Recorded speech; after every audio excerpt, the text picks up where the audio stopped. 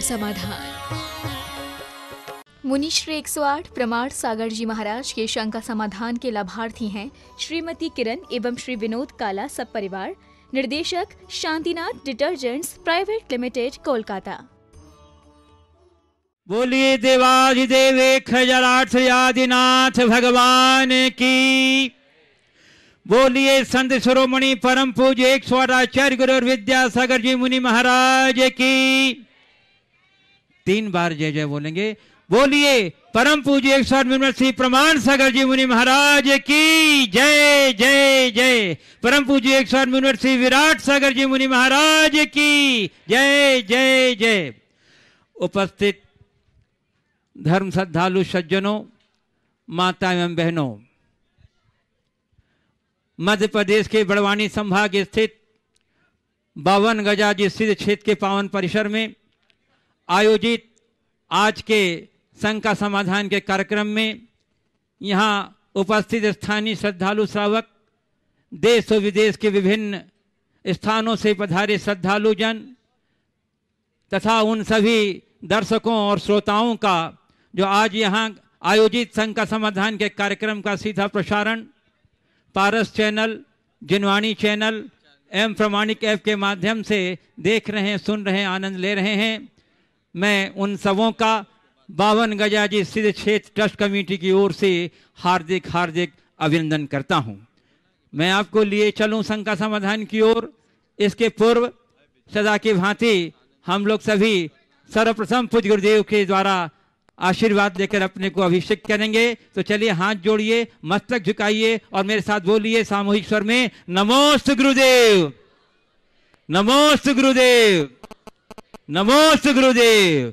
बोलिए परम जय मुनि श्री प्रमाण सागर जी मुनि महाराज की।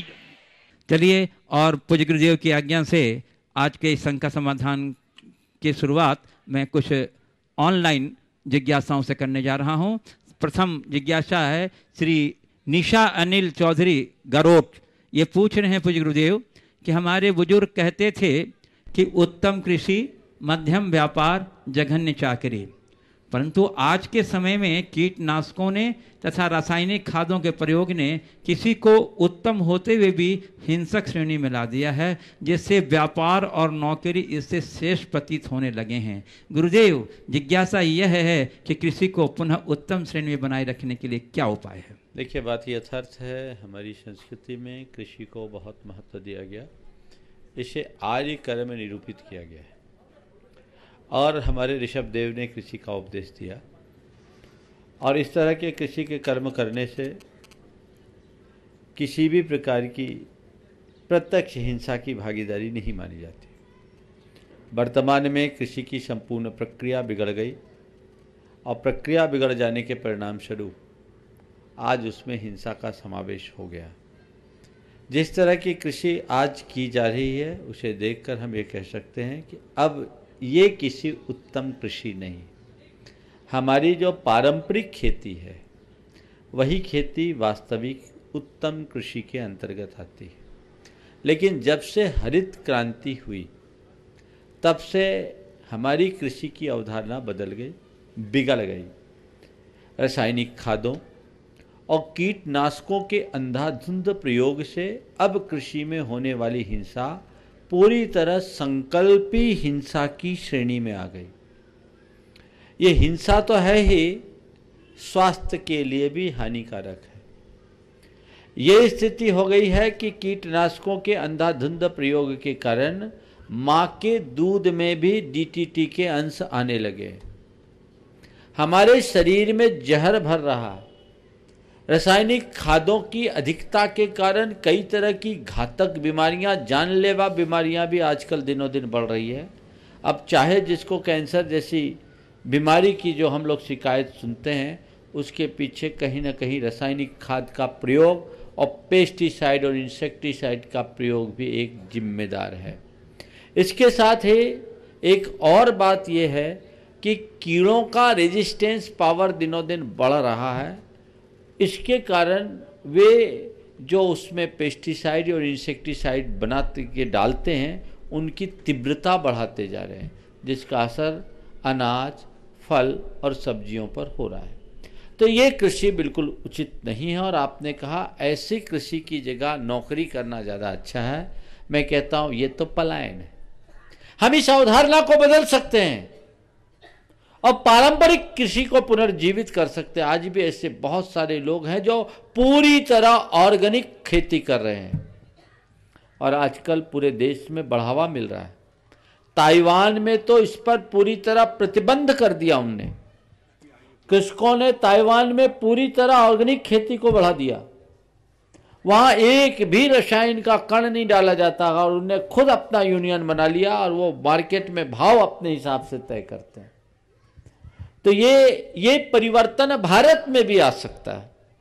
अगर भारतवासी इसके प्रति जागरूक हो जाए तो बहुत बड़ा परिणाम आएगा। मेरे संपर्क में अनेक बंधु ऐसे हैं जिनकी 200-200, 250-250 एकड़ की खेती है, लेकिन वे लोग रासायनिक खादों का प्रयोग नहीं करते, कीटनाशकों का प्रयोग नहीं करते, उत्तम खेती करते हैं।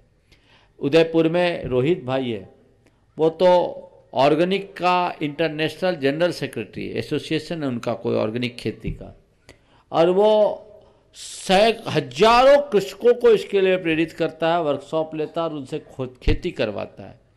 और जो ऑर्गेनिक चीज़ है उनका स्वाद भी अच्छा है।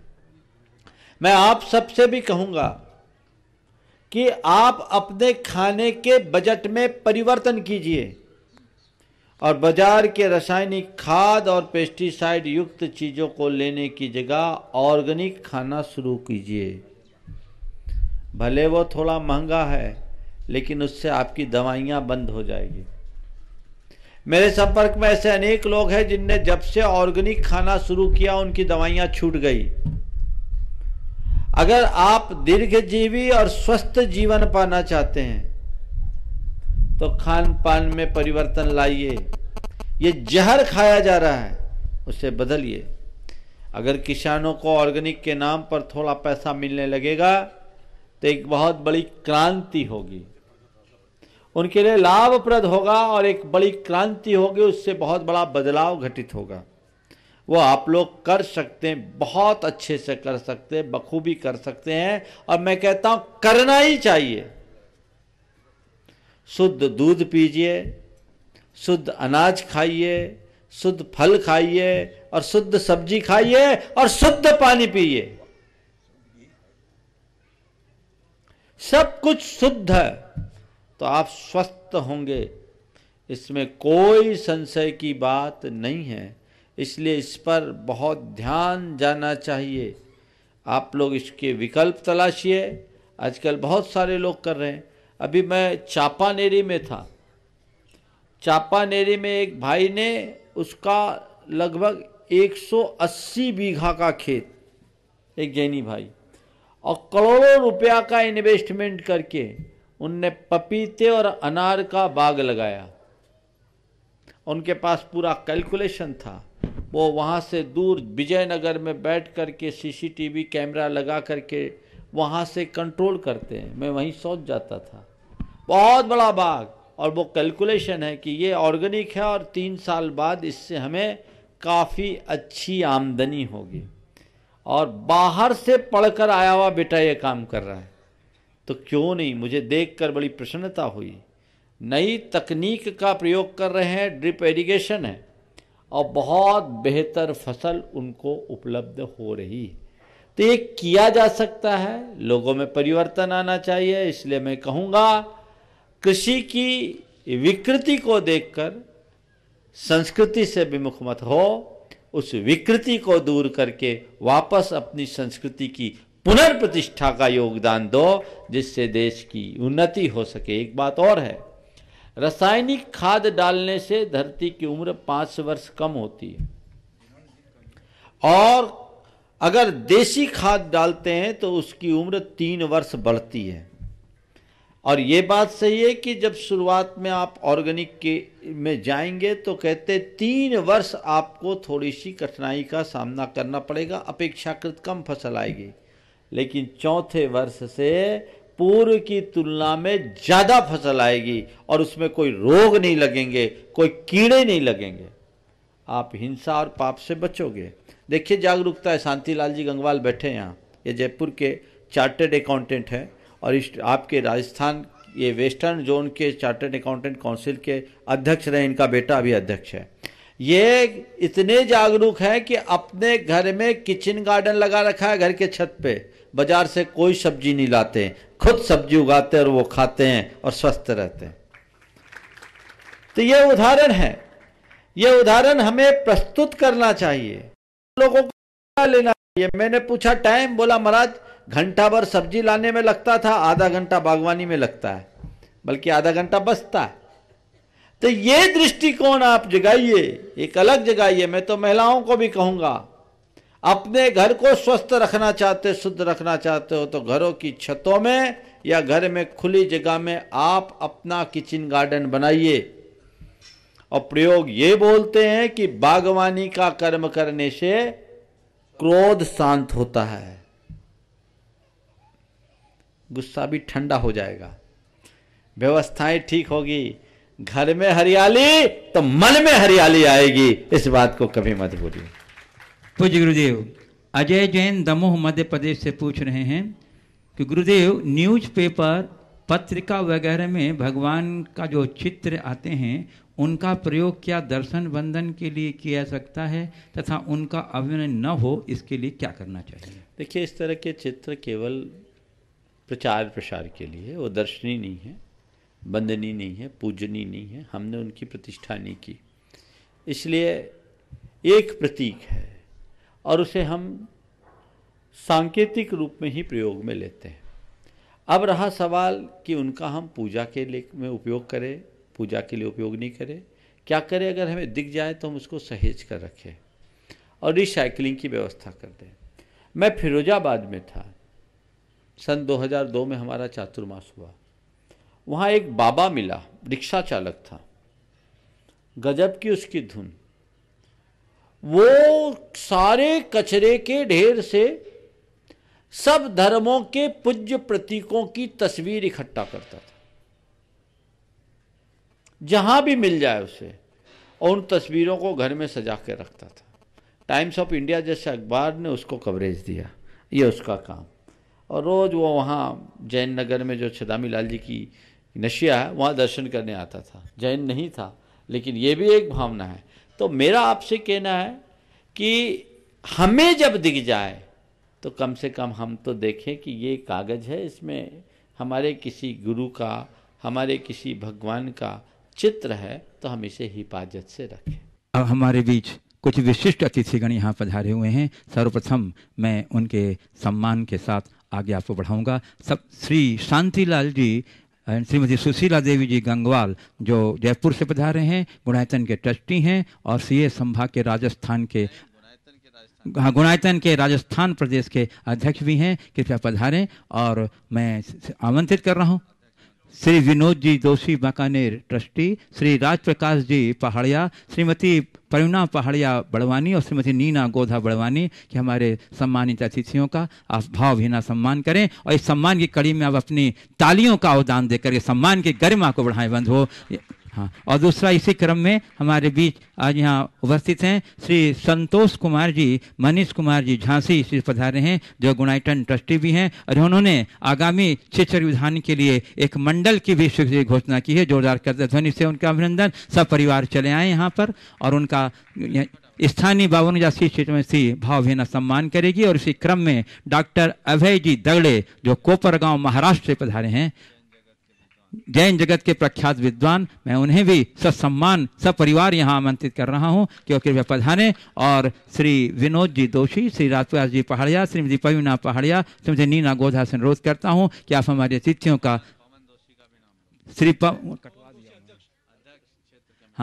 पवन जी दोषी जो अध्यक्ष है हमारे 52 क्षेत्र कमेटी के, वो भी सम्मान क्रम में अपनी सहभागिता देंगे। और तब तक अब अपनी तालियों का अवदान देकर के सम्मान, ये इतने दूर से चल करके आए, कितनी भावना लेकर के, हम यहाँ तालियों से भी उनका सम्मान करने से क्यों कृपणता करें। जोरदार करतल ध्वनि से बंद हो।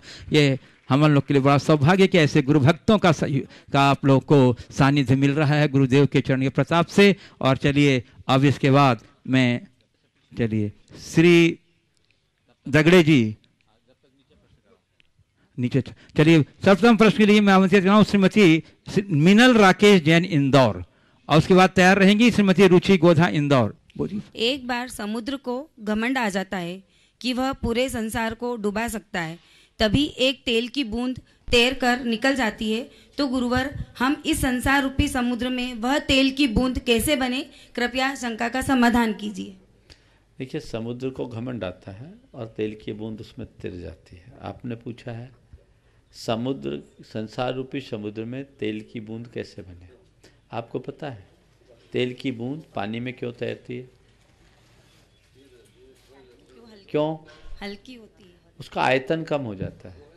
बस हम अपने भीतर का वॉल्यूम कम कर ले, अपने ईगो को ख़त्म कर दें, संसार समुद्र में हमेशा तैरते रहेंगे, फिर हमें कोई नहीं डुबा सकता। और हम अगर अहंकार से भरे रहेंगे तो हमें कोई बचा नहीं सकता। श्रीमती रुचि गोधा इंदौर, उसके बाद तैयार रहेंगी श्रीमती प्रवीणा पहाड़िया बड़वानी, जो निमान महिला मंडल के अध्यक्ष हैं। अपनी सदस्य हे गुरुवर, नमोस्तु नमोस्तु नमोस्तु।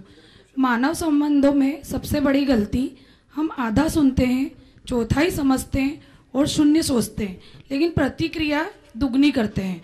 इसके फलस्वरूप जीवन में इस दुगनी प्रतिक्रिया के कारण बहुत से दुष्परिणाम और संबंधों में विच्छेद जैसी स्थिति पैदा हो जाती है। तो महाराज श्री, इस प्रतिक्रिया से कैसे बचा जाए, कृपया समाधान कीजिए। देखिए, प्रतिक्रिया से बचने के लिए मैंने अनेक बार अपने प्रवचनों में चर्चा की। निश्चयतः प्रतिक्रिया की प्रवृत्ति एक बहुत बुरी प्रवृत्ति है और ये मनुष्य को भीतर से दुखी करती है। आपने पूछा है प्रतिक्रियाओं से कैसे बचें। 4 बातें संक्षेप में प्रतिक्रियाओं से बचने के लिए टिप्स के रूप में आपको दे रहा हूँ। सबसे पहली बात, पेशेंस रखिए। अगर आपके अंदर धीरज हो, पेशेंस हो, तो आप रिएक्ट नहीं करेंगे। मन में धैर्य रखें, और धैर्य रखने के लिए क्या होगा, टालने की आदत अपने अंदर डालिए। ठीक है, फिर देखेंगे, फिर देखेंगे, फिर देखेंगे। अगर ये आपने करना शुरू कर दिया, आप जल्दी से प्रतिक्रिया नहीं दे पाएंगे। दूसरी बात, सकारात्मक सोचिए। आप जितने पॉजिटिव होंगे, आपकी उतनी ही प्रतिक्रियाएं कम होगी, और अगर होगी भी तो सकारात्मक होगी, नकारात्मक प्रतिक्रिया नहीं हो पाएगी। तो हम पेशेंस रखें, पॉजिटिव बने। तीसरी बात, हम रोज अपनी आत्मसमीक्षा करें, यानी प्रतिक्रमण करें।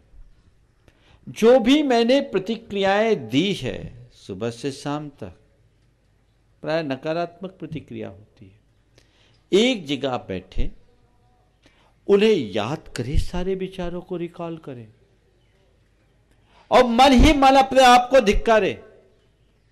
हाय, मैंने ये गलत किया, मुझे ऐसा नहीं कहना था, मुझे ऐसा नहीं करना था, मुझे ऐसा नहीं बोलना था, भावावेश में मैंने ऐसा कह दिया, भावावेश में मैंने ऐसा कर दिया, मैंने ध्यान नहीं दिया और ऐसी मेरी सोच बन गई। हे भगवान, मेरी ये सोच मिथ्या, मेरी ये वाणी व्यर्थ हो, मेरा यह व्यवहार विनष्ट हो। मैं सबसे क्षमा मांगता हूं और सबसे क्षमा करता हूं। और कोई अगर तीखी प्रतिक्रिया आपसे हुई है तो साहस बटोर कर उससे क्षमा मांगिए। भाई साहब, मैं अपने आप में बहुत शर्मिंदा महसूस कर रहा हूं, मैंने गलत प्रतिक्रिया कर दी, ऐसी प्रतिक्रिया मुझे नहीं करनी चाहिए थी, मैंने पूरी तरह से सोचा नहीं, सुना नहीं, समझा नहीं और ये बोल दिया, मुझे माफ करें। इससे आपके अंदर प्रतिक्रियाएं अपने आप घटने लगेगी और आपके भीतर का जो व्यक्तित्व है सशक्त बनेगा। श्रीमती, चौथा नहीं बताया आपने। 4 बता दिया। पॉजिटिव, प्रतिक्रमण और पेशेंस 3 बताया। पॉजिटिव, प्रतिक्रमण, पेशेंस और क्षमा मांगना। अरे इसको तो भूल गए। श्रीमती प्रवीणा पहाड़िया बड़वानी, निमान महिला। सुना ध्यान से। अपने अध्यक्ष के साथ तैयार हो जाइए। उसके बाद तैयार रहेंगे श्री डॉक्टर अभय जगड़े, कोपरगांव। पूरा मंडल, निमाड़ की बड़वानी, निमाड़ महिला मंडल। चलो। हाँ। हे गुरुदेव, मैं निमाड़ महिला मंडल अध्यक्ष एवं समस्त निमाड़ महिला मंडल सदस्यों की ओर से आपके चरणों में बारंबार नमोस्तु नमोस्तु नमोस्तु। हे गुरुदेव, मेरा प्रश्न है आशीर्वाद स्वरूप। गुरुदेव, आज निमाड़ महिला मंडल के सभी सदस्य सिद्ध चक्र महामंडल विधान के कार्यक्रम के लिए आज हमने मीटिंग रखी थी। उसमें सभी महिलाएं जो पीछे वो भी आगे आ जाओ। हाँ, पूरे ही आ जाओ। सब निमाड़े ही तो बैठा है। भैया देख ले, बहुत बड़ा मंडल है। हाँ, उसमें सभी महिलाएं उपस्थित थी और कार्यक्रम की रूपरेखा तैयार करना हमने सुनिश्चित किया है और सभी सदस्यों ने अपनी अपनी सहभागिता करना भी सुनिश्चित किया है। तो गुरुदेव, आप हम सभी सदस्यों को इस तरह आशीर्वाद एवं कार्यक्रम करने के लिए मार्गदर्शन प्रदान करें। ओ, ये शंका समाधान में मार्गदर्शन। मैं तो ये देख रहा हूँ कि इनके समूह और उत्साह को देख करके देश की महिलाओं को अपने आप मार्गदर्शन मिल जाएगा। और कभी भी कोई अच्छा काम करना है तो इनकी तरफ जुट जाओ, सारे कार्य अच्छे हो जाएंगे। नमोस्तु गुरुवर, नमोस्तु। चलिए, इसके बाद तैयार उपस्थित हो जाएं डॉक्टर अभय दगड़े, जैनगढ़ प्रखंड विधान कोपरगांव। उसके बाद तैयार रहेंगे सौभाग्यांक्षणी कमला दगड़े कोपरगांव। ओम। चलिए। परम पूज्य प्रमाण सागर जी महाराज तथा परम पूज्य विराट सागर जी महाराज के चरणों में केवल ज्ञान के अविभागी प्रतिच्छेदों की संख्या प्रमाण बार नमोस्तु नमोस्तु नमोस्तु। महाराज, जब भी हम जहाँ भी जिस मंदिर में अलग अलग ग्रामों में देखते हैं, हमारी प्राचीन जिनवाणियाँ यत्र तत्र बिखेरी पड़ी हुई है। कई जगह पर तो हस्तलिखित जिनवाणियाँ भी वहाँ पर विराजमान है। कई घर ऐसे हैं पर्टिकुलरली दक्षिण प्रदेशों में कि जहाँ पर हमारे प्राचीन ग्रंथ उन्होंने अपने घर में रखे हैं।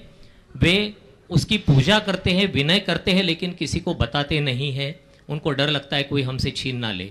दूसरी बात, कई प्रकार के इतने जो हमारे ग्रंथ हैं, वे ग्रंथ क्या हमने कहीं एक जगह पर उनकी सूची बनाकर और उनकी उपलब्धता कहाँ कहाँ पर हो सकती है, क्या इसके बारे में हमें इस भारतवर्ष में प्रोजेक्ट कोई हाथ में लेना चाहिए या नहीं? अगर ले तो उसके लिए हमें क्या करना चाहिए? साथ में परम पूज्य नेमी सागर जी मुनि महाराज, जिनके पास से आज सवेरे में हो आया, उन्होंने बड़ी तीव्रता से ये दुख व्यक्त किया है कि हर जगह पर विद्वानों का, समाज का तथा क्षमा चाहता हूँ मुनिराजों का भी इस दृष्टि में विषय थोड़ा कम लिया जाता है। महाराज, आपसे नम्र निवेदन है, इस बारे में आप मार्गदर्शन करें। देखिए, साहित्य हमारी संस्कृति का संवाहक है। जिनवानी तो हमारे लिए परम पूज्य है, उसकी पूजा हम लोग रोज करते हैं। तो पूजन का अर्थ ये नहीं है कि केवल हम अर्घ्य चढ़ाएं। सही पूजा तो ये है कि उसे हम संरक्षण दें, आगे बढ़ाएं। जिनवानी का संरक्षण हर व्यक्ति का दायित्व है और जिनवानी के संरक्षण के लिए बहुत सारे कार्य हुए हैं, अभी भी हो रहे हैं। जहाँ तक शास्त्र भंडारों के सूचीबद्धकरण की बात है, तो हमारे सारे बड़े बड़े शास्त्र भंडारों की सूचियाँ प्रकाशित हो चुकी है। दिल्ली ग्रंथ भंडार, आमेर ग्रंथ भंडार, भंडारकर इंस्टीट्यूट पूना से जितने बड़े बड़े हमारे पुराने थे, उनकी प्रकाशित हुई। वर्तमान में ऐसे कोई ग्रंथ देखने में नहीं आए जो अप्रकाशित हों और वो कहीं पड़ी हों। हमें जहाँ कहीं भी ऐसे ग्रंथ मिलते हैं, लोग उनके प्रति विशेष राग, श्रद्धा या मोह, बस उसे किसी को देना नहीं चाहते। जब कोई देना ही नहीं चाहेगा तो आप उसको कैसे संरक्षित करेंगे? वर्तमान में अकेले बीना में जो ब्रह्मचारी संदीप चलाते हैं, अनेकांत विद्या मंदिर, वहाँ पर्याप्त व्यवस्था है। उनने देश भर से पांडुलिपियों को संरक्षित करके, वहाँ संग्रहित करके संरक्षित किया। आपके जयपुर में भी इसका भट्टारक की नशिया में संरक्षण का कार्य होता है, अन्य स्थानों में भी होता है, लेकिन लोग उपलब्ध कराए तब तो। फिर हमें ये देखना चाहिए कि ये जो ग्रंथ हैं ये ताड़पत्र में है, सामान्य कागज में है, कब के हैं, और उनकी वाकई में प्रिजर्वेशन की व्यवस्था हो सकती है या नहीं। अगर हम उनको प्रिजर्व कर सकते हैं, वो दुर्लभ है, तो उन्हें तो पूरी तरह प्रिजर्व करना चाहिए, और ऐसा प्रिजर्वेशन होना चाहिए जो कम से कम आने वाले हजारों साल तक सुरक्षित रहे। और आज के समय में तो प्रिजर्वेशन का सबसे अच्छा तरीका, उनको डिजिटलाइज करिए और सर्वर पर डाल दीजिए। जब तक ये टेक्नोलॉजी जीवित है तब तक वो सुरक्षित रहेगी। इससे अच्छा संरक्षण और कुछ नहीं होगा। और जो हमारे पास है हार्ड कॉपी, उसको हम संरक्षित करने की कोशिश करें, और जो एकदम जीर्ण शीर्ण हो गए खासकर कागज पे, उनकी रिसाइकलिंग करा दें। दुर्लभ ग्रंथ है, उन्हें ठीक तरीके से संपादित करके प्रकाशित करें। पर ऐसे कोई ग्रंथ अभी देखने में नहीं आए जो अप्रकाशित हों। जहाँ कहीं भी हो, मैं तो देश भर के लोगों को कहूँगा कि आप अपने मंदिरों के जिनवानी का जीर्णोद्धार कीजिए, सुरक्षा कीजिए। खासकर ये महिलाएं बीड़ा उठा ले, कई जगह की महिलाएं करती है, मंदिर में जितनी भी जिनवानी उनको जिल्दबद्ध करती हैं, अच्छे अलमारियों में रखती हैं। बाकानेर में ये बोल रहे हैं, हमारे गया में है, कई जगह है, सब जगह। और मैं समझता हूँ यहाँ जितने लोग सुन रहे हैं, आज से करना शुरू कर दे, आज के बाद से, तो एक बहुत बड़ा परिवर्तन होगा। आप एक पूजा कम करना, 2 माला कम फेरना, पर जिनवानी की सेवा करोगे तो सुत पारंगत होने का पुण्य प्राप्त करोगे। ये आप सबको करना चाहिए। पुरुषों को भी इसमें पीछे नहीं रहना चाहिए। ये हमारी संस्कृति का मूल तत्व है, इसे हमें संभालना चाहिए। सौभाग्यांक्षिणी कमला जगड़े कोपरगांव, उसके बाद तैयार रहेंगी श्रीमती मनीषा बढ़जात्या कुक्षी। महाराज श्री के चरणों में त्रिवार नमोस्तु नमोस्तु नमोस्तु।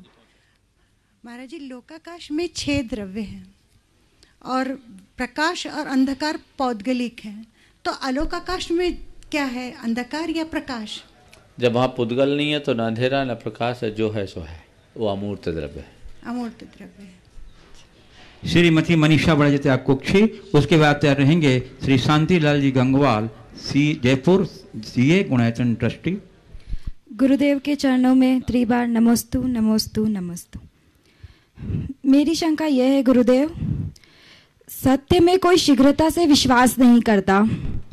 झूठ बोलने वाले पर सभी तुरंत विश्वास कर लेते हैं, क्योंकि शराब बेचने घर घर नहीं जाना पड़ता, परंतु दूध बेचने वाले को गली गली घूमना पड़ता है। बहुत अच्छा। मेरी जिज्ञासा यह है गुरुदेव कि सत्य को ही क्यों हर बार परीक्षा देनी पड़ती है? देखिए, सवाल पहले भी आया, मैं रतलाम में था तभी आया है, ये बड़ा व्हाट्सएप में घुमा भी है। बहुत अच्छा है, सवाल है, ऐसी बातें रोज आनी चाहिए, कोई बुराई नहीं।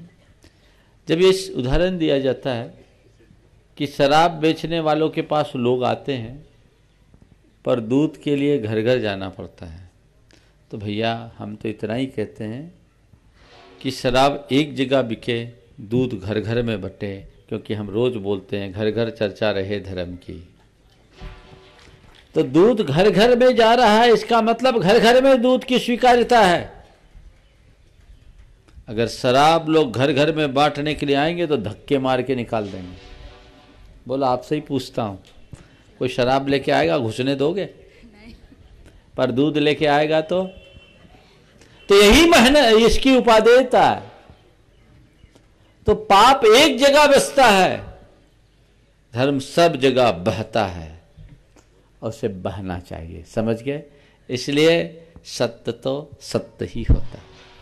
श्री शांतिलाल जी एवं श्रीमती सुशीला जी गंगवाल, जयपुर, गुणायतन ट्रस्टी और गुणायतन के राजस्थान अंचल के अध्यक्ष। नमोस्तु गुरुदेव, नमोस्तु गुरुदेव, नमोस्तु गुरुदेव। गुरुदेव, मेरी आज शंका कुछ अटपटी सी लगेगी जरूर, और श्रावक और श्राविकाएं भी यहाँ बैठी हैं। जब तक हमारी फोटो नहीं आती तब तक हमने नृत्य करने के भाव रखते हैं, न पूजा के। हमें लगता है कि जब नृत्य तब करेंगे जब फोटोग्राफर आ जाएगा, तो इन भावों का फल क्या होगा, कितने कर्म बनेंगे। और मैं भी अछूता नहीं हूं महाराज जी, मैं भी उसमें सम्मिलित हूं। थोड़ा सा हमें इसे विस्तार से बताइए कि हम क्या जो करने जा रहे हैं इस युग में, क्या हम सही करेंगे? क्या पुराने जमाने में ऐसा होता था कि बिना फोटो के हम नृत्य नहीं करते थे, फोटोग्राफ के सामने मुंह रहता है और त्रिलोकी के नाव के सामने जो है पीठ रहती है, ऐसा है? तो क्या ये सही, कहाँ तक सही कर रहे हैं, कैसे पूजा सुधरें? भक्ति में नृत्य गान की परंपरा तो बड़ी पुरातन है, और आप लोग पूजा की जयमालाओं में भी बोलते हैं, इंद्र नाचे प्रभु घारे छन छन न गीत बोलते हैं ना आप लोग, और कितने तरह के गीत हैं। इंद्र नृत्य करता, इंद्राणी नृत्य करते, भक्ति भाव में सब श्रावक नृत्य करते, और ये भक्ति का एक अंग है। रोम रोम जब पुलकित होता है, अंदर से एक तरंग और उमंग उत्पन्न होती है, तब कोई नृत्य करने का मनोभाव जगाता है।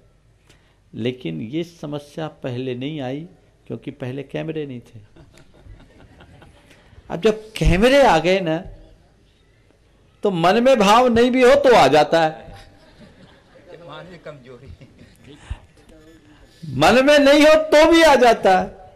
कई लोगों के मन में शंका नहीं होती, पर कैमरे के कारण आ जाती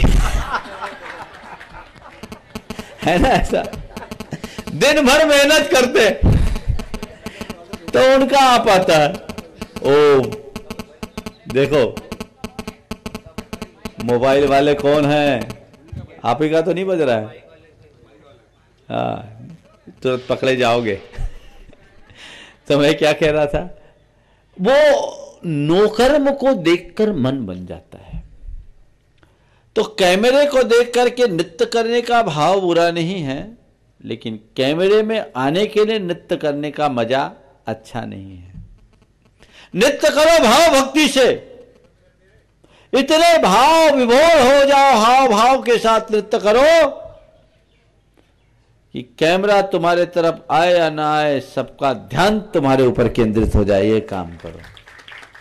लेकिन आजकल थोड़ी गड़बड़ी हो गई है, नृत्य का अर्थ ही बदल गया। नृत्य का अर्थ केवल कूल्हे मटकाना हो गया। ये नृत्य नहीं है, भौड़ा प्रदर्शन है। हाव भाव रास लय और ताल के साथ नृत्य करो, वो नृत्य है। हाव भाव लय ताल, इनके साथ नृत्य करो, साथ से पुण्य का बंध होता है। लेकिन वो तो लोग जानते नहीं है। कई लोग तो घोड़े की तरह उचकना शुरू कर देते हैं। हालांकि अंदर का ये भाव है, मैं ये नहीं कहता कि उनको पाप लगता है, पुण्य ही लगता है। लेकिन हमें ये देखना चाहिए कि नृत्य मेरी भक्ति का एक बड़ा अंग है, कर्म काटने का साधन है, तो उसमें भी मेरी विनय बनी रहे। थोड़ा सा करो और थोड़ा बहुत सीख लो। हमने सुना आजकल महिला संगीत के लिए आप लोग अपने घरों में कोरियोग्राफर बुलाते हैं नृत्य सीखने के लिए। तो भाई भगवान की भक्ति करने का भी तरीका सीखो। क्या हो गया? भगवान की भक्ति करने का तरीका सीखो, और भगवान की भक्ति करने का तरीका सीखोगे तब वो आप उसका वास्तविक लाभ उठा पाओगे। आपने पूछा इसका फल क्या होगा? अब फल तो आगम में लिखा नहीं, पर मुझसे बोलो तो मैं एक बोल देता हूं, पाप तो नहीं बंधेगा, पुण्य बंधेगा।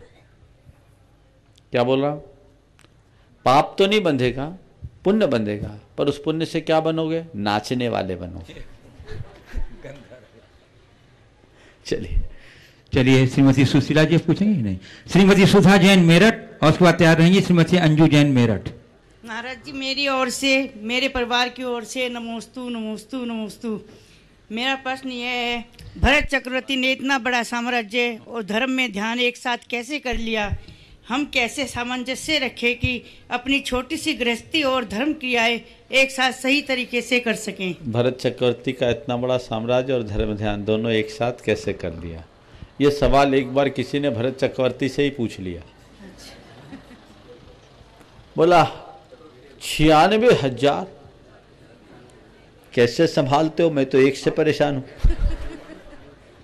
तो चक्रवर्ती ने कहा, सुन, एक काम कर ले, तेरे सवाल का उत्तर बाद में दूंगा, देखिए 96,000 कैसी है। रनवास में जाने की अनुमति चक्रवर्ती ने दे दी। मन ही मन बड़ा प्रसन्न हुआ। आहा, आज चक्रवर्ती के रनवास में जाने का अवसर मिल रहा है, सौभाग्य है। वो आगे बढ़ा। चक्रवर्ती ने कहा, ठहरो। स्तब्ध रह गया, ये क्या है? उसके हाथ में एक दिया पकड़ाया, जलता हुआ दिया, लबालब तेल से भरा, और 4 तलवारधारी उसके चारों तरफ कर दिए, और कहा, देख, इस दीपक के प्रकाश में रणवास का चक्कर लगा के आना, पर ध्यान रखना, इस मध्य एक बूंद भी तेल जमीन में नहीं झलकनी चाहिए। अगर तेल छलकी तो तेरी गर्दन लुढ़क जाएगी, और यदि दीप बुझा तो तेरा जीवन दीप भी बुझ जाएगा। शक पका गया, बुरा फंसा, पर कर क्या सकता था? चक्रवर्ती से पंगा लिया था। घूम कर आया। इससे पहले कि वो कुछ कहे, चक्रवर्ती ने पूछा, बता क्या क्या देखा? चक्रवर्ती ने पूछा, बता क्या क्या देखा? बोला, महाराज, ये दिया और तलवार के अलावा कुछ नहीं देखा। बस चक्रवर्ती ने रहस्य उद्घाटित करते हुए कहा, भाई, तुम्हें दिखते हैं मेरे वैभव, तुम्हें दिखते हैं मेरे भोग और विलास के संसाधन, पर मुझे हर पल दिखती है मेरी मौत, जिसके कारण मैं हर पल संभला रहता हूं। तो आप कहते हैं कि हम अपनी गृहस्थी में रहते हुए अपने आप को कैसे संभाले? तो बस याद रखो दिए और तलवार को। समझ गए? कभी भी प्रहार हो सकता है। अगर मनुष्य के हृदय में संवेग और वैराग्य की भावना हो तो वो कभी भटक नहीं सकता। श्रीमती अंजू जैन, मेरठ। हे गुरुदेव, मैं आपके दर्शन करके ही धन्य हो गई हूँ। मैं घर से ये सोचकर आई थी कि गुरुदेव के समक्ष अपनी शंकाएं रखूंगी, परंतु आपके पास आते ही मेरी शंका ही नहीं रही। ऐसा क्या हुआ? क्षेत्र पे ऐसा क्यों हो?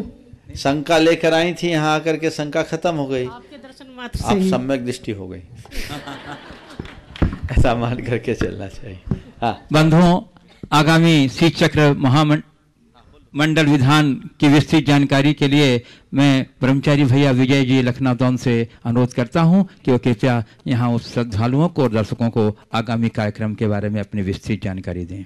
बंधुओं, आपको जैसे कि जानकारी है, आगामी 13 मार्च से विशाल सिद्ध चक्र महामंडल विधान का अनुष्ठान यहाँ पर होने जा रहा है, जिस अनुष्ठान में 1-2 नहीं 64 मंडलों की रचना यहाँ पर की जाएगी।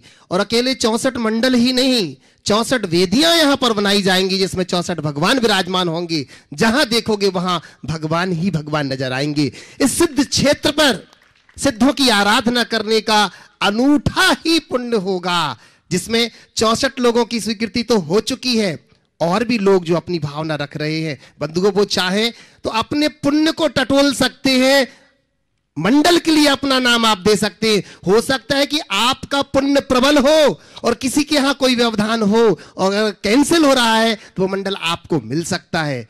और भी अगर आप लोग चाहें कि हम इसमें किस रूप से शामिल हो सकते हैं, तो आप इसमें चाहें तो एक दिन की द्रव्य के रूप में भी 1,51,000 रुपए की राशि देकर के आप सहयोगी बन सकती हैं। साथ ही साथ चाहें तो इंद्राणियों की जो भोजन व्यवस्था है उसमें भी आप 1,51,000 रुपए की राशि देकर के उसमें भी आप सहयोगी बन सकते हैं। सामान्य से जो भोजन व्यवस्था होगी उसमें, या कि यहाँ 1-2 नहीं अनेक त्यागी वृत्ति होंगे, और त्यागी वृत्तियों की भोजनशाला में भी आप शामिल हो सकते हैं। बंधुओं, मैंने तो यह विचार किया है कि जब यह अनुष्ठान यहां पर होगा, इस अनुष्ठान का पुण्य ऐसा जागृत होगा, मंत्रों का अनुष्ठान होगा कि आचार्य भगवंत को भी वड़वानी के दर्शन करने के लिए यहां पर आना होगा। अभी अभी चर्चा चल रही है बीना बारा में, बीना बारा में यह चर्चा चल रही थी कि वहां पर बड़वानी में ठहरने की व्यवस्था कैसी है, पूरा संघ वहां पर ठहर सकता है कि नहीं, चातुर्मास की योग्य स्थान ऐसा है कि नहीं, ऐसे ब्रह्मचारी भैया चर्चा कर रहे थे। और मेरे पास ऐसा फोन आया, ऐसा मैं आज दोपहर को सपना देख रहा था।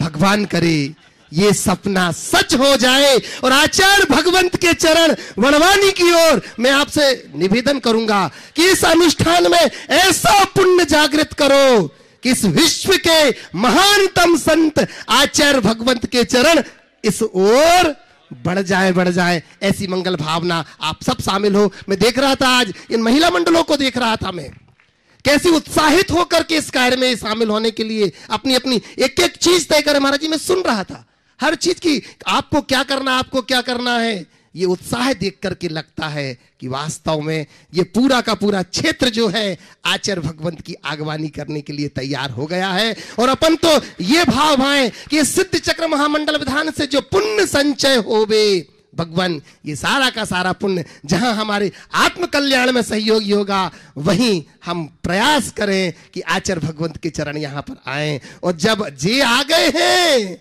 तो वे तो आएंगे। ऐसी मंगल भावना को लेकर के बंधुओं, आप जिस रूप में शामिल होना चाहते हैं इस अनुष्ठान में आप सभी लोग शामिल होकर बोलिए जयकारा गुरुदेव का। बंधुओं, मैं अन्य जिज्ञासु को के पूरे घोषणा करना चाहता हूं कि प्रभु प्रसाद महिला मंच बांकानेर द्वारा श्री 652 गजा जी के लिए विशेष सहयोग राशि प्रदान की है। उनकी अध्यक्षा श्रीमती रत्ना राव का तथा श्रीमती मंजू सेठी बांकानेर कोषाध्यक्ष, इन्होंने इसे सूचना दी है। एक बार उनकी उदारता के लिए सम्मान से ताली बजा दीजिए। और अब मैं आमंत्रित कर रहा हूं श्री आज प्रकाश जी पहाड़िया को, जो महामंत्री 52 गजा जी सिद्ध क्षेत्र, वो अपनी बात आपके समक्ष रखेंगे और उनके साथ में जो अध्यक्ष और संयोजक जी हैं वो उनके साथ में उपस्थित रहेंगे। नमस्ते गुरुदेव, नमस्ते गुरुदेव, नमस्ते गुरुदेव। सपने की बात करी, सपना तो हमने देखा था परम पूज्य गुरुदेव प्रमाण सागर जी का आने का, विराट सागर जी का आने का। गुरुदेव जब टीवी में देखते तो एक ही कल्पना थी, किसी दिन हमारा प्रश्न पूछ लें, हम जाएं रतलाम, हम जाएं बांसवाड़ा, हम जाएं और हमारा प्रश्न आपकी लिस्ट में आ जाए। ये सपना हमारा सबका था, वो सपना हमने देखा था। सपना कैसे पूरा हो गया, अब तो हम प्रश्न ही प्रश्न पूछते जा रहे हैं। आपके साथ खड़े हैं। आपने जो सपना बताया आचार्य भगवंत का, आचार्य भगवंत बराबर आएंगे, हम बराबर लगे हैं। और हमारी महिला मंडल जब इतनी जागरूक हो गई है तो आचार्य भगवंत को हम जरूर लाएंगे। गुरुदेव आ चुके हैं, काम शुरू हो गया है और उनकी अनुकंपा बरसना शुरू हो गई है। मैं घोषणा करूं, इसी अनुकंपा में विवाह दीपक जी कासलीवाल इंदौर के प्रति मैं 52 गजा कल्याण भवन वाले विवाह जी, श्रीमती विवाह जी दीपक जी कासलीवाल कल्याण भवन इंदौर वालों को मैं साधुवाद दूं, धन्यवाद दूं। उन्होंने विधान में लगने वाली समस्त केशर, जो जितनी भी केशर लगेगी दिल खोल कर चढ़ाएं भैया दिल खोल के लगाएं। कल्याण भवन वालों ने पूरी केशर का यहाँ पे योगदान देने का कहा है, उनके प्रति धन्यवाद, साधुवाद। मैं लेता हूँ, Gangwal foods private limited Indore ने हमें भोजन सामग्री में पूरी मदद करने का आश्वासन दिया है। वो बड़े फूड प्रोडक्ट्स हैं, हम गंगवाल फूड के ही सब लोग खाते हैं। संपूर्ण खाद्य पदार्थ वो यहाँ पे हमें उपलब्ध कराएंगे। उस गंगवाल फूड प्रोडक्ट्स के बारे में को भी मैं साधुवाद दूं, धन्यवाद दूं 52 गजा ट्रस्ट की ओर से। गुरुदेव निमाड़ महिला मंडल को तो हमने 3 फरवरी को देखा। लक्ष्मी को हम इनको लक्ष्मी मानते थे, उस दिन तो हमने दुर्गा और झांसी के रानी के रूप में इनको देखा। पर आज जब हमारा सौभाग्य है कि आज उन्होंने हम उनकी मीटिंग में हमें बुलवाया। मैं उनकी मीटिंग बुलाना चाह रहा था कि 52 गजा ट्रस्ट को आपकी जरूरत है, पर ये इतनी दयालु होती माताएं कि हमारे कष्ट को देख कर इन्होंने खुद ने हमें बुला लिया। वहाँ जाने का मुझे सौभाग्य मिला।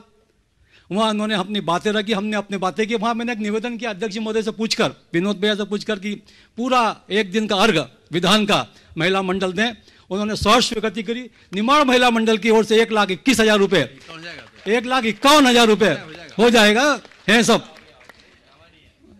उन्होंने एक दिन का अर्घ देने का अपने को घोषणा की है। निमाड़ महिला मंडल के प्रति मैं धन्यवाद देता हूं, साधुवाद देता हूं। कृपया आप अपने दिल खोलकर इस 52 गजा में अपनी राशि घोषित करें। बहुत बड़ा विधान होने वाला है, आपको बहुत मजा आएगा। आप सभी आमंत्रित हैं। धन्यवाद। आपकी जो भी राशि अलग से आप देना चाहते हैं, 11,000 तक की राशि जो देंगे उनके नाम हम यहाँ पे घोषित करेंगे, उनका हम सम्मान भी करेंगे। धन्यवाद। कर रहा हूँ श्री विनोद जी किरण जी दोषी जो ट्रस्टी हैं बाकानेर के, वो प्रश्न के लिए तैयार रहे। 52 गजा और गुणायतन दोनों जगह ट्रस्टी हैं। श्री विनोद जी किरण जी दोषी परिवार बाकानेर ट्रस्टी। और उसके बाद तैयार रहेंगे श्रीमती कुमुद अजमेरा इंदौर। नमस्ते महाराज जी, नमस्ते महाराज जी। महाराज जी जिस प्रकार महाराज जी जिस प्रकार घड़ी के कांटे ऊपर नीचे होते हैं और अपनी धुरी पे स्थिर रहते हैं, तो महाराज जी वैसे हमारे जीवन में सुख दुख के कांटे भी ऊपर नीचे होते हैं। ऐसे समय में हम हमारे समता के कांटों को कैसे स्थिर रखें महाराज जी? बहुत अच्छा सवाल आपने किया है कि घड़ी के कांटे ऊपर नीचे होते हैं पर धुरी से जुड़े रहते हैं तो ठीक चलते रहते हैं। धुरी छोड़ दे तो घड़ी के कांटे इधर उधर हो जाएंगे। सुख दुख के उतार चढ़ाव में हम अपने अंदर ठहराव कैसे लाएं? धुरी से जुड़े रहो। वो धुरी क्या है? धर्म।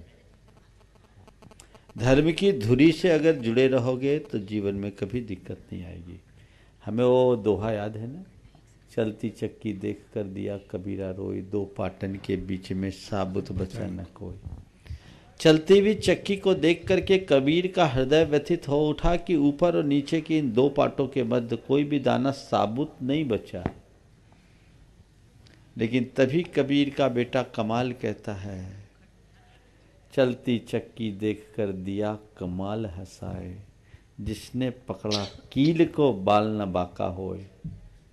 जो कील तक आ गया, कील को जिसने पकड़ लिया, वो अनाज कभी पिसता नहीं। बस वो कील है, धुरी है, वो है धर्म। उससे यदि हम जुड़े रहें तो चाहे जीवन में कितना ही उतार चढ़ाव क्यों ना हो, ठहराव बना रहेगा। और उसे खो दे तो हर पल भटका। नमस्ते। श्रीमती कुमुद अजमेरा इंदौर। उस पर तैयार रहेंगे श्री यश सेठी बड़वानी। गुरुवर के चरणों में त्रिवार नमोस्तु नमोस्तु नमोस्तु। आज यश को गुरुदेव, हाँ, नए लोगों को दो आज। हाँ। गुरुदेव, नाव हमेशा किनारे पर सुरक्षित होती है, पर नाव का उद्देश्य किनारा नहीं है। वैसे ही मुनिश्री, हमारा जीवन धर्म क्रिया के पास तो सुरक्षित है, पर हमारे जीवन का मूल उद्देश्य क्या होना चाहिए? कृपया समाधान कीजिए। बस जैसे किनारे तक जाने के लिए नाव का आलंबन है, पार तक जाने के लिए धर्म की क्रिया का आलंबन है। हम धार्मिक क्रियाएं करते हैं, क्रिया साधन है, साध्य नहीं। बस इतनी बात दिल दिमाग में बैठे। अगर हम क्रियाओं में अटक जाएंगे तो क्रिया के परिणाम तक नहीं पहुंच पाएंगे। हम कोई भी धार्मिक क्रिया कर रहे हैं, वो क्रिया करना जितना जरूरी है उससे ज्यादा जरूरी ये है कि क्यों कर रहे हैं। यदि उसके प्रयोजन को सामने रखकर हम चलेंगे तभी सुपरिणाम घटित हो। नमोस्तु गुरुदेव, नमोस्तु। श्री घनश्याम जी जैन कोपरगांव। और उसके बाद तैयार रहेंगी श्रीमती संगीता सुरेश कासलीवाल कोपरगांव। आज सब अननोन को पहले बुलाओ। इसके बाद श्रीमती संगीता सुरेश कासलीवाल कोपरगांव तैयार रहेंगी। हमारे धर्म में इतना मतलब कड़ापन आ गया है कि हम उसको लचीला नहीं कर सकते। हमारे जो नियम है। देखो, धर्म को अपने हिसाब के ढालने की अपेक्षा खुद को धर्म के अनुकूल ढाल लो, समस्या हल हो जाएगी। आपको मुझ में कड़ापन दिखता है? नहीं, मैं नई पीढ़ी की बात कर। अरे नई पीढ़ी का? मैं कोई ओल्ड पीढ़ी का हूँ? बाबा आदम के जमाने का। मैं भी तो नई पीढ़ी का था, पर मेरे अंदर कोई कड़ापन है। ध्यान रखो, कोई भी चीज कठोर तभी दिखती है जब तक हम उसे स्वीकार नहीं पाते। मुझसे एक बार एक पत्रकार ने कहा, महाराज जैन धर्म बड़ा कठोर है। जैन धर्म बड़ा कठोर है। मैंने कहा क्यों? बोले देखिए आप लोग बहुत कठोर रास्ते पर अपनाते हैं। ओ, मैंने उससे पूछा, अच्छा ये बताइए आपको क्या दिख रहा है? किसी हारे थके हताश व्यक्ति से मिल रहे हो या अपनी मस्ती में डूबे संत से मिल रहे हो? बोले महाराज आपके बैठ के देखते तो ये लग रहा है कि मस्ती में डूबे संत से मिल रहा हूँ। तो बोले फिर बोलो कठोर कहाँ है? जो अपने मस्ती में डूबा वो कठोर है या जो हताशा से भरा वो कठोर है? महाराज इतना कठिन। हम बोले कठिन हमें भी एक समय लगता था। कब तक? आप लोग केस लॉज करते हो, पैदल चलते हो, इतना कठिन रास्ता, सर्दी गर्मी बरसात में ऐसे ही रहते हो, आप तो चटाई भी नहीं लेते हो, कठोर नहीं है? हम बोले भैया एक जमाने में जब तक मैंने इस मार्ग को जाना नहीं और स्वीकारा नहीं, मुझे भी कठोर लगता था। लेकिन जब से मैंने इसे जान लिया और अंदर से स्वीकार लिया, मुझे लगता है मेरे से सरल और कोई मार्ग ही नहीं है। 24 घंटे मस्त, और देखो तुमसे अच्छा हमारा जीवन है। तुम इतने खटकर्म करते हो, एक हाथ से खाते हो, हम कुछ नहीं करते, दोनों हाथ से खाते। कहाँ कठिनाई, कहाँ कठोरता? अपनी मस्ती में डूबिए। इसलिए धर्म की अवधारणा मत बदलिए, अपनी सोच बदलिए, स्वयं को धर्म के अनुकूल ढालिए, धर्म को अपने हिसाब से मत ढालिए। हाँ, जैन धर्म इतना उदार धर्म है, इतना उदार धर्म है कि रोज मांस खाने वाले मातंग को केवल चतुर्दशी के मांस का त्याग करने के बाद भी सम्मान दिलाया। सारे प्रकार के मांस को खाने वाले खदिर साल भील को केवल कव्वे का मांस त्यागने के बाद सम्मान दिलाया। इससे लचीला और क्या होगा? महावीर तो पुरुरवा भील बना, तो ये इससे लचीला और क्या होगा? हर किसी को। लेकिन देखिए उसने कव्वे का मांस त्यागा पर मरना स्वीकार कर लिया, पर कव्वे का मांस नहीं खाया। तुम हो बनिया।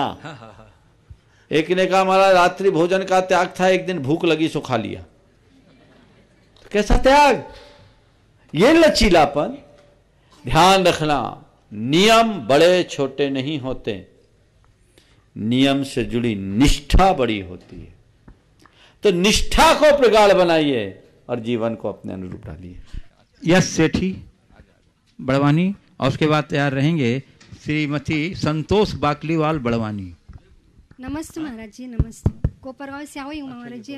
कोपरगांव की ओर से आप त्रिवार नमस्ते नमस्ते, और मेरे परिवार की ओर से भी नमस्ते नमस्ते। महाराज जी मेरा क्वेश्चन ये है कि घर में बड़े बुजुर्ग होते हैं और टीवी का आवाज़ थोड़ा ज़्यादा कर लेते हैं और आपका शंका समाधान प्रवचन सुनते हैं, और ऐसे स्थिति में घर में कोई ऋतुमती हो 4 दिन की, तो वो उसके कान पे ये सारे शब्द पड़ते हैं, क्या वो सुनना कोई दोष लगता है? सुनने में कोई दोष नहीं, बल्कि सुन सकते हैं, बस तस्वीर न देखें। और दूसरा क्वेश्चन ये है, एक ही, चलिए। यस सेठी बंधुओं, अभी अभी सूचना प्राप्त हुई है उदयपुर से आगामी शिव चक्रधान के लिए 1,51,000 रुपए की राशि पूजन द्रव्य के लिए स्वीकृति प्राप्त हुई है मार्फत श्री नरेश जी के द्वारा, जो गुप्त दान के उनके द्वारा सूचना। ये गुप्त दान के है, किनका ही पता नहीं, लेकिन सूचना जिनके द्वारा आई है। तो एक बार जोरदार करता ध्वनि से आप उदय परिवारों के लिए प्रश्न दीजिए और चलिए बोलिए। यस सेठी। नमस्ते महाराज श्री, नमस्ते नमस्ते नमस्ते महाराज श्री। टूटी हुई चीजों का इस्तेमाल भगवान कितनी खूबसूरती से करते हैं। बादल टूट जाए तो पानी की बहार बरसाते हैं, माटी टूट जाए तो खेतों में फसल बनाते हैं, और बीज टूट जाए तो पौधे की संरचना करते हैं। पर अगर हम खुद टूट जाए तो भगवान पर दोष बांटते हैं। पर क्या हमारा टूटना भगवान की किसी बड़ी उपयोगिता का इस्तेमाल करने का कारण है? देखिए, टूटी हुई चीज़ों का उपयोग तब होता है जब वो अपने आप को अर्पित कर देते हैं। बादल टूटते हैं, पानी गिरता है, बीज टूटता है, पौधा बनता है। जो भी चीज़ें टूटती है वो टूटने के बाद अपना अस्तित्व खो देती है, सब अर्पित कर देती है, उनका उपयोग हो जाता है। दिल टूटे या मनुष्य टूटे, अगर टूटा हुआ मनुष्य या दिल टूटने के बाद मनुष्य अगर अपने आप को भगवान के लिए अर्पण कर दे तो वो भी महान बन सकता है, जुड़ सकता है। श्रीमती संतोष बाकलीवाल बड़वानी, उसके बाद तैयार रहेंगी श्रीमती पिपाली सेठी कुक्षी। परम पूज्य गुरुवर के चरण में मन से वचन से काय से सविनय नमस्तु नमस्तु नमस्तु।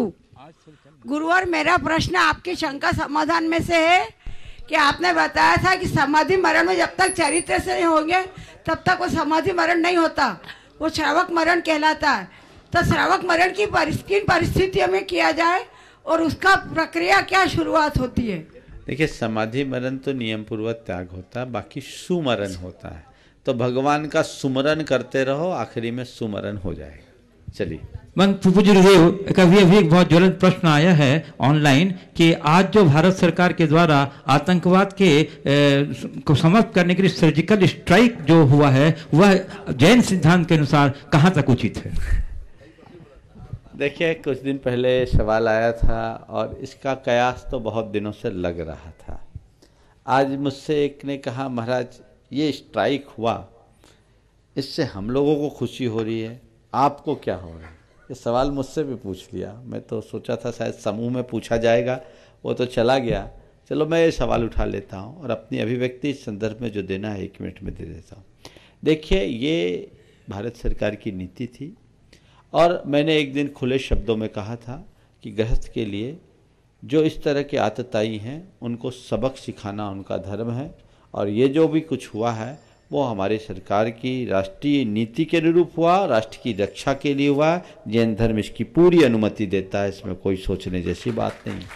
अब रहा सवाल इतने व्यक्तियों के मर जाने, मारे जाने पर हर्ष की बात, तो मैं तो साधु, मेरे को तो कोई हर्ष नहीं हुआ, बल्कि पीड़ा हुई। मेरे हृदय में तो ये होता है कि काश उनका हृदय परिवर्तित हो, एक ऐसा सर्जिकल स्ट्राइक हो कि उनका दिमाग बदल जाए, तो अस्त्र उठाने की जरूरत ही ना पड़े। वस्तुतः अनुभम नहीं, अनुव्रतों की जरूरत है। हम बम बारूद से शांति नहीं पा सकते, हम तो सच्चे अर्थों में देखें तो व्रत संयम से शांति की स्थापना कर सकते हैं, और हमें वो उद्घोष पूरे विश्व में फैलाना है। हम युद्ध भी करें तो अयुद्ध के लिए, हमारा लक्ष्य युद्ध नहीं हो, हम अयुद्ध की ओर जाएं। तो ये पड़ोसी देशों के साथ भारत के अनेक वर्षों से इस तरह की खींचातानी हो रही, और ये भारत की सहन शक्ति की एक चरम सीमा पहुंच गई थी, उस तक आगे क्या किया जा सकता। इसलिए जो कुछ हुआ है इसमें कुछ गलत हुआ है ऐसा मैं नहीं कह सकता, क्योंकि जैन धर्म आतताई, आक्रमणकारी आतंकवादियों को सबक सिखाने की सीख देता है, इसमें कहीं निषेध नहीं है। आम आदमियों को इसमें कोई आहत नहीं किया गया, जो हुए वे ऐसे ही लोग थे, इसके कारण ऐसा हुआ है। इसलिए जो भी हुआ है सरकार की नीति है। चूंकि हम साधु हैं, हम वसुधैव कुटुंबकम की बात करते हैं, इसलिए उस हिंसा की हम अनुमोदना नहीं करते। पर ये हिंसा हिंसा नहीं है, अहिंसा के लिए हिंसा करनी पड़ी है। एक हिंसा करना और एक हिंसा करना पड़ना, इन दोनों में बहुत अंतर है, इसलिए उसे उसी संदर्भ में देखना और समझना चाहिए। इस प्रकार आज के सत्र को परम पूज्य गुरुदेव के चरणों में नमन अर्पित करते हुए यहीं पर विराम। बोलिए परम पूज्य आचार्य गुरुवर श्री विद्यासागर जी महाराज। बोलिए परम मुनि प्रमाण सागर जी मुनि महाराज की, परम विराट सागर जी मुनि महाराज की। मुनि श्री 108 प्रमाण सागर जी महाराज के शंका समाधान के लाभार्थी थे श्रीमती किरण एवं श्री विनोद काला सब परिवार। निर्देशक Shantinath detergents private limited, Kolkata.